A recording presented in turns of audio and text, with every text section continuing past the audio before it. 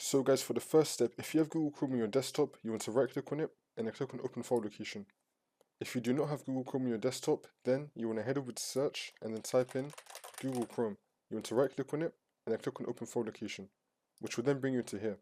And now once you're in here, you want to find Chrome. It's going to either say Chrome or Chrome.exe. You want to right click on it and then click on show more options and then click on rename. And now next to Chrome, you just want to put number 1. And then you just want to click out of this.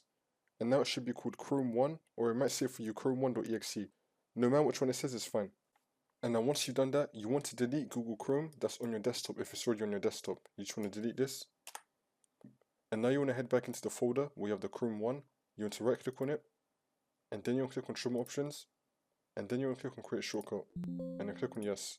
And from now on you just want to use this shortcut right here. You could also rename it if you don't like this name. So you want to right click on it. Click on show more options. And then click on rename. And you can remove number 1 right here. And you can also remove shortcut. And now from now on you could just use this to open up Chrome. And then your problem should be fixed.